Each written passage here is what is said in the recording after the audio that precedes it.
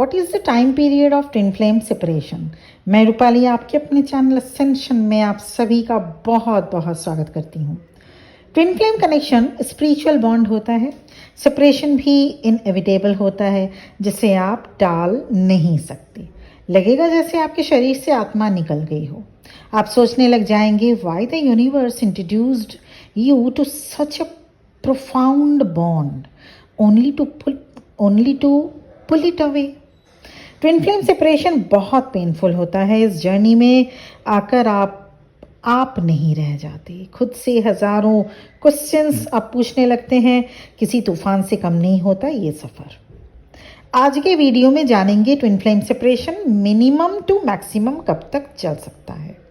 We will explore the reasons behind this separation phase and how to navigate this challenging period with grace। उससे पहले जानिए twin flame separation क्या है। दोनों divine masculine and divine feminine अलग हो जाते हैं। बातचीत या तो बिल्कुल बंद या बहुत थोड़ी रह जाती है। ऑन एंड ऑफ सिचुएशन भी हो सकता है, या फिर कई दिन या महीनों तक कोई मुलाकात नहीं, बातचीत नहीं। Twin flame journey is not a punishment, but rather a necessary steps for soul growth and healing।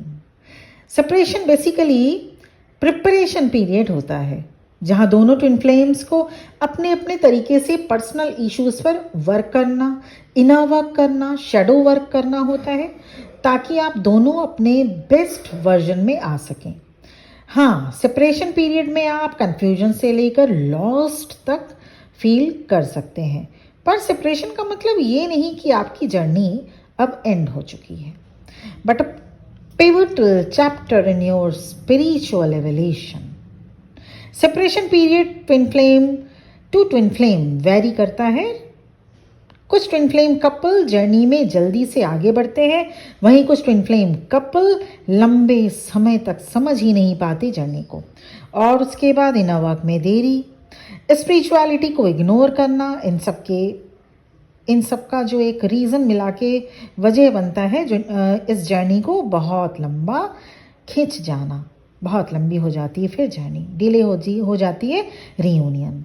Separation के चैलेंजिंग सिचुएशन में आपको ज़रूरत है पेशेंस मेंटेन करने की। इसके बाद जो बहुत इम्पॉर्टेंट है वो है टाइमलाइन जंप करना। कुछ फैक्टर्स जो सेट करते हैं सेपरेशन कितने टाइम का होगा, वो थोड़ा सा आपको समझाने की मैं आज कोशिश कर रही हूँ। तो कुछ पॉइंट्स मैं बना के आपको इसमें डिफाइन करने की कोशिश कर रही हूँ। तो पॉइंट नंबर 1, आप कितनी जल्दी अपने इश्यूज़ को, आपके जो इश्यूज़ हैं आपके अंदर, वो समझ कर इस पर हीलिंग स्टार्ट करते हैं। वो इशू जो आपके अंदर है वो कोई और नहीं बल्कि आपके ट्विन फ्लेम ने समय समय पर आपको बताया ज़रूर होगा कि आप में इस चीज़ की कमी है या यहाँ सुधारने की ज़रूरत है। यहाँ कमी से मतलब attitude, behaviour, way of handling से है। यहाँ कमी से मतलब फिजिकल बॉडी में या फिजिकल बॉडी से रिलेटेड कमी बिल्कुल भी नहीं। This healing process depends largely on each individual's readiness to confront and work through these challenges। यहीं पर आप में से कुछ बहुत जल्दी अपनी कमियों पर वर्क करना स्टार्ट करते हैं, वहीं कुछ ट्विन फ्लेम्स कुछ समय लेते हैं समझने के लिए कि आखिर कमी उनके अंदर है तो कहाँ है, किस कमी के बारे में बताया जा रहा है। They take time to address their issues। Number 1 ये हो गया नंबर 1। अब नंबर 2 देखते हैं कौन सा एक जो मेजर रोल प्ले करता है। दूसरी बात यह है कि ट्विन फ्लेम को सेपरेशन इतना लंबा क्यों चला जाता है कभी कभी। दूसरी बात यह है कि ट्विन फ्लेम को लोगों से हर्ट मिलता रहता है, या हर्ट आप अपने, ये हर्ट जो होते हैं मिले होते हैं वो आपके पेरेंट्स से, नहीं तो सिबलिंग से, नहीं तो इन लॉज से, और अगर वो सब कुछ ठीक रहा तो स्पाउस से आपको हर्ट मिलेगा, कुछ ना कुछ ट्रॉमा ज़रूर मिलेगा। इन सभी रिलेशनशिप में से कुछ एक, या अगर थोड़ी कर्मा इम्बैलेंस हुआ तो ज़्यादातर पेरेंट्स भी वैसे ही मिलेंगे, सिबलिंग्स भी, इन लॉज भी, स्पाउस से भी कुछ ज़्यादा बहुत अच्छा रिलेशनशिप नहीं रहेगा। ये सभी ट्विन फ्लेम्स के साथ तो मैच नहीं करता, लेकिन ज़्यादातर ट्विन फ्लेम्स को इन सभी में से कोई एक एरिया में, चाहे पेरेंट्स, चाहे इन लॉज, चाहे स्पाउस या सिबलिंग्स में से बहुत ज़बरदस्त चोट मिली हुई होती है। इसे कहा जाता है ट्रॉमा।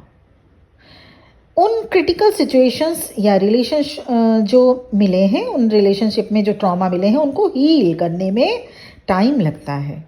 आप कितनी जल्दी लेट गो करते हैं, फॉरगेट एंड फॉरगिव करते हुए लाइफ में आगे बढ़ते हैं, ये इंपॉर्टेंट रोल प्ले करता है। नंबर 3, इसके बाद सबसे इंपॉर्टेंट है divine timing. This can be the most challenging aspects of twin flame journey. यहाँ जरूरत होती है ईश्वर पर अटूट विश्वास।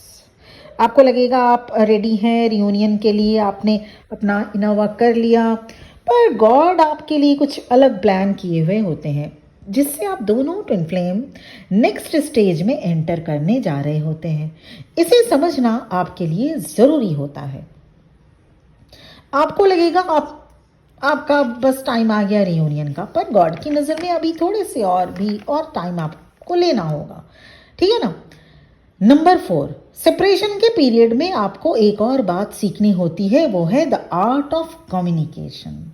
जी हाँ, शुरू कीजिए आपके आसपास के लोगों से, फैमिली से, वर्किंग प्लेस में लोगों से इफेक्टिव एंड ऑनेस्ट कम्युनिकेशन आपके लिए बहुत अच्छा होगा, इस जर्नी के लिए बहुत अच्छा होगा। इंट्रोस्पेक्शन टेक्निक भी आपके काम आ सकती है। देखिए कहाँ गलत हैं आप, और जहाँ सही है वहाँ से पीछे भी मत हटे। पर रिएक्शन भी, अगर मान लीजिए आप सही हैं तो आपको पीछे नहीं हटना है, पर रिएक्शन भी एक दायरे में रहकर ही अच्छा लगता है ना। Always remember, the more you invest in yourself, the more prepared you will be for reunion with your twin flame. Separation period में आप नेगेटिविटी में आ सकते हैं, थोड़ा परेशान हो सकते हैं, पर आपको इनमें से बाहर आना होगा। आप अपने आप को टूटने मत देना। This period is vital part of your soul's ascension. आपको फिनिक्स बर्ड के जैसा बनना है। सब कुछ ठीक होगा ही। Keep your hope alive, a joyful reunion. अगर आप ट्रू ट्विन फ्लेम हैं और आप इनर वर्क कर रहे हैं तो रियूनियन आपका भी होगा for sure. Twin flame journey में कोई शॉर्टकट की नहीं होती, कोई बाईपास रोड नहीं है इसका। Surround yourself with good friends and family members who can comfort you. अगर कोई नहीं मिले तो स्पिरिचुअल कम्युनिटी में जाइए या फिर मदर नेचर के पास जाइए। स्पिरिचुअल एडवाइजर भी आपका बहुत हेल्प कर सकते हैं, पर जिनके पास ट्विन फ्लेम जर्नी की नॉलेज हो। इसके साथ साथ रियूनियन के कुछ साइन भी हैं, जैसे कुछ सॉन्ग्स या कुछ जो सॉन्ग्स जिनकी यादें आपको अचानक से आएंगी, जो आपके और आपके ट्विन फ्लेम के साथ कनेक्टेड हो। इसके साथ ही साथ कुछ खास नंबर सिंक्रोनिसिटीज भी हो सकता है, जैसे 111, 1111, 222, 369, 99, 999, 717, 414 एक्सेट्रा। कुछ सिंबल्स जैसे ट्विन फ्लेम में कुछ चीज़ें दिखना, जैसे बटरफ्लाई, पेयर में स्वान दिखना, बर्ड्स का दिखना, बहुत अधिक ये सब दिखने लगेंगे।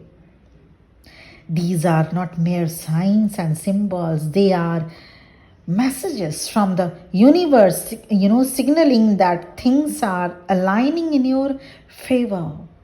धीरे धीरे आप रियूनियन की तरफ आगे बढ़ते जाते हैं और टाइम आ जाता है आपके रियूनियन का। Number 5 and the last, emotional stability is a crucial sign that you are ready for reunion. जब आप और आपके ट्विन फ्लेम इस स्टेज तक आ जाते हैं जहां इमोशनल इक्विलिब्रियम हो, तब सेपरेशन एंडिंग मानकर चलें। ट्विन फ्लेम सेपरेशन परमानेंट नहीं होता। अगर आप सेपरेटेड हैं तो ये परमानेंट नहीं है। Tears are temporary, Like that, separation is temporary. You will be surely reunited with your twin flame. अब सेपरेशन को शॉर्ट बनाइए, इनर वर्क करिए, गॉड का हाथ कस के पकड़ कर रखिए। तो ये थे सेपरेशन के टाइम फ्रेम के ऊपर वीडियो, जो कि मैंने इसको समझाने की पूरी कोशिश की अपने तरफ से। और ये सेपरेशन इतना लंबा कभी कभी कुछ ट्विन फ्लेम्स का क्यों हो जाता है, ये भी इसे समझते हुए, जर्नी को समझते हुए, it's not a conventional type of a love affair, it's a beyond that. इसे समझते हुए जर्नी में वर्क करें, आगे बढ़ें, आप भी रियूनियन अचीव करें बहुत जल्दी। ईश्वर से मेरी प्रार्थना होगी। Thank you very much for listening to मी।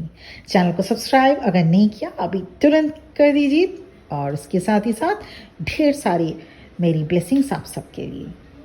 ओम नमः शिवाय।